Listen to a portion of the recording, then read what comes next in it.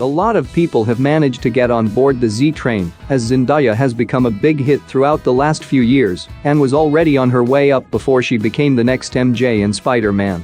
Being young in Hollywood doesn't mean much, except that the kid gloves are on quite often, and there's a lot of time for an individual to create, maintain, and enjoy a career that can last for decades if they so choose.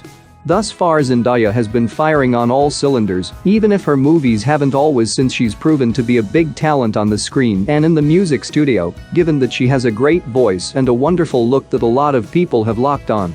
As her career continues to push forward, there's a good chance that lists such as this will continue to change, but at the moment she's had some fairly big hits that have made a big difference in her career. Here are the 5 best movies from her career.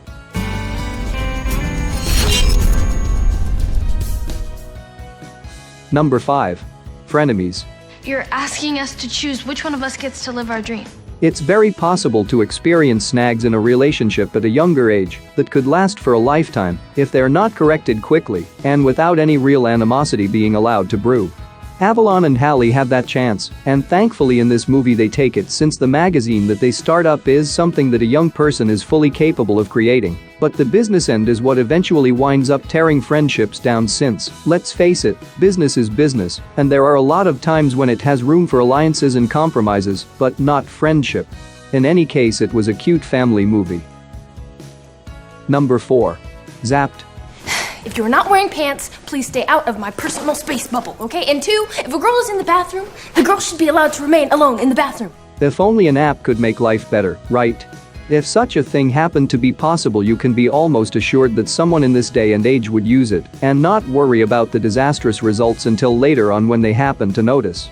This is the case when Zoe uses it, obviously, and the results turn out to be just as lackluster and unwanted as one can imagine, since controlling people is not the way to enjoy them. Once she gets rid of the phone, things go back to normal, such as it is, and her life gets back on track with a bit of hard work and effort. That is what life really requires when you think about it.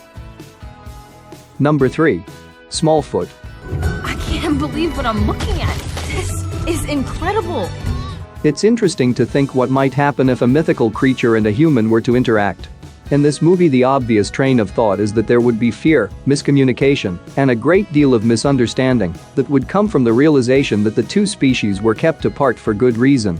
But the ideal, of course, is for humanity to be able to live with any and every creature in the world that might have ever existed, since these movies are quite popular, even if movies featuring humanity against the world they depend on and call their own make more money.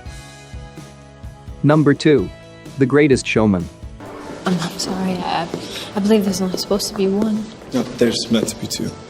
This is another movie that people kind of looked and scrunched their noses at, since the life of P.T. Barnum wasn't quite as it's depicted in the movie, and a lot of folks were more than willing to chime in when it was warranted and let those that didn't know wise up to that fact.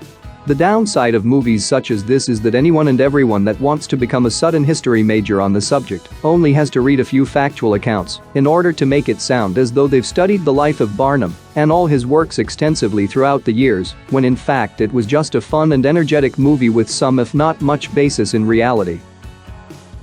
Number 1. SpiderMan Homecoming. Why are you here? You don't even have detention. Oh, I know, I just like coming here to sketch people in crisis. Out of all the villains that could have come along and starred in a Spider-Man movie, a lot of people were probably hoping for another version of the Green Goblin, but the Vulture somehow made the cut. This movie was a return to the famed Walkroller's life in a way that a lot of people might not have been expecting, and the emergence of an MJ that quite a few people weren't quite hoping for, but has turned out to be kind of interesting, since she's not the typical damsel in distress any longer, even if she's not inordinately tough either. If anything, this new MJ has more attitude and is an updated version of the character that a lot of people are currently on board with, even if some are still holding out in terms of acceptance. She's still got a lot of great years left to her, so here's hoping she uses them as well as she can.